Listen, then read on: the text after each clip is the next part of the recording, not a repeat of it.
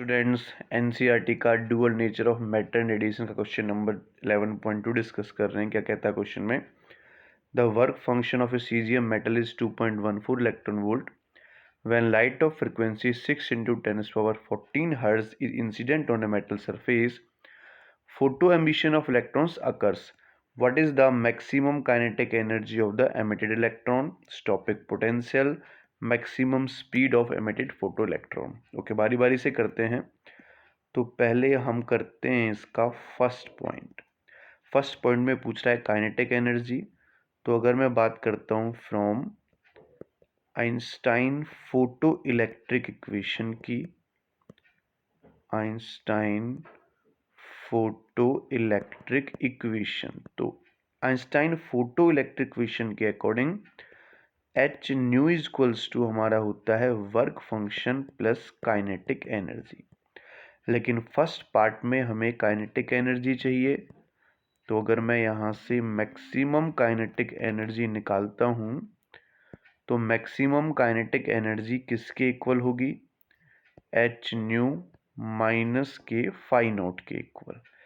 तो एच देखो phi not जो हमें गिवन है वो इलेक्ट्रॉन वोल्ट में गिवन है, तो मुझे यहाँ पर जो फ्रिक्वेंसी है वो इलेक्ट्रॉन वोल्ट में ही चाहिए। ठीक है, ये जो एनर्जी इलेक्ट्रॉन वोल्ट में चेंज करनी पड़ेगी। तो मैं वैल्यू पुट कर लेता हूँ 6.6 10⁻⁻34। फ्रिक्वेंसी गिवन है 6 into 10⁻14। इलेक्ट्रॉन वोल्ट में चेंज करने के लिए 1.6 10⁻⁻19 से डिवाइड करते हैं, एंड माइनस में जो हमें वर्क फंक्शन दे रखा है वो इलेक्ट्रॉन वोल्ट में दे रखा है 2.14। तो ये भी हमारा सॉल्व करके इलेक्ट्रॉन वोल्ट में आ जाएगा। तो देखो 19 पहले चलो इसको ऐसे लिख लेते हैं 6.6 into 6 और डिवाइडेड बाई 1.6। पावर को सॉल्व कर लेता हूँ मैं पहले। ये पावर जब ऊपर जाएगी तो ये पावर हो जाएगी 33 प्लस की 33 यहाँ से, और ये माइनस के 33, तो 10⁻⁻1 बचेगा and minus 2.14 electron volt. Now next इनको सॉल्व कर लेता हूँ।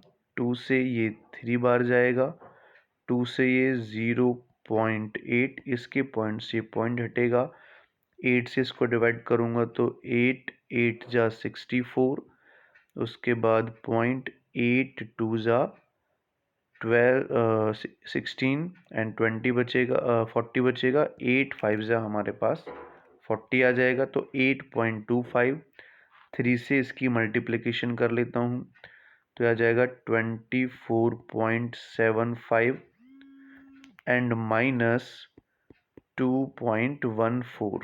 ठीक है, तो 75 को अप्रॉक्स मैं लिख देता हूँ 24.8, क्योंकि आगे भी आएगा 63 भी होता है इसमें, वो मैंने इंक्लूड नहीं किया।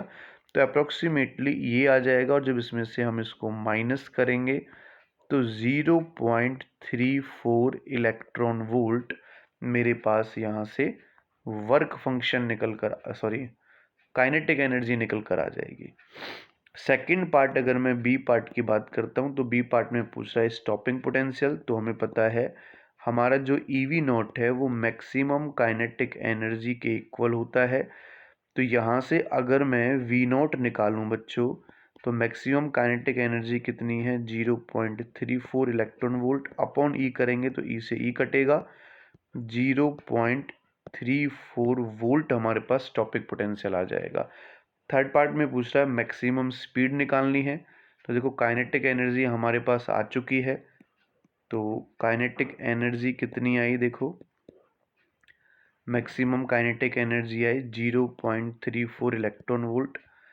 यहाँ से फॉर्मूला होता है हाफ वी मैक्सिमम स्क्वायर, तो मुझे वी मैक्सिमम स्क्वायर चाहिए, और इसको मैं चेंज कर लेता हूँ, इलेक्ट्रॉन वोल्ट को जूल में चेंज करना पड़ेगा वेलोसिटी निकालने के लिए। तो इलेक्ट्रॉन वोल्ट को जूल में चेंज करने के लिए इलेक्ट्रॉन के चार्ज से मल्टीप्लाई कर लेंगे, एंड अब मुझे चाहिए यहाँ पर बच्चों वी मैक्सिमम का स्क्वायर। तो 2 से ऊपर मल्टीप्लिकेशन हो जाएगी, सॉरी 3 4 1.6 10⁻⁻19 के 19, तो 2 से तो ऊपर मल्टीप्लाई हो जाएगी और इलेक्ट्रॉन के मास से नीचे डिवाइड कर देंगे 9.1 10⁻⁻के 31, ये मास होता है इलेक्ट्रॉन का। और फिर इसको सॉल्व करके हमें इसका रूट निकालना है।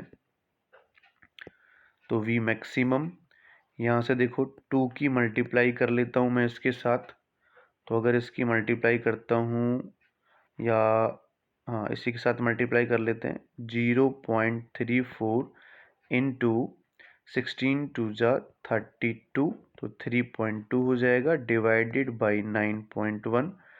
पावर को देख लेते हैं, ठीक है, स्क्वायर चल रहा है यहाँ पर, पावर को देख लेते हैं, ये पावर ऊपर जाएगा तो 10⁻⁻, कितना बचेगा, 19 जाएंगे तो 12, है ना, 12 भी बचेगा, 31 इसको ऐड करेंगे, ठीक है, 12 बचेगी पावर। नाउ आगे चलते हैं।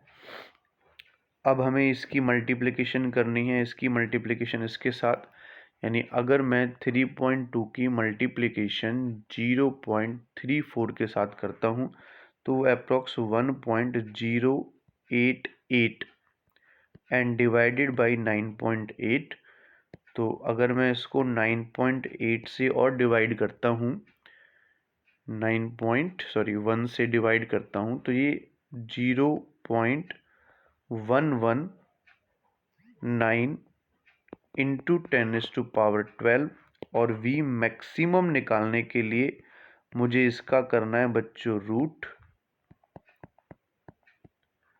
तो इसको सॉल्व करके रूट निकाल के मेरे पास अप्रॉक्स आंसर आ जाता है 347 10⁻3। पूरा सॉल्व करके मैंने डायरेक्ट आंसर लिख लिया। आगे क्वेश्चन कर सकते हो आप। Thank you so much.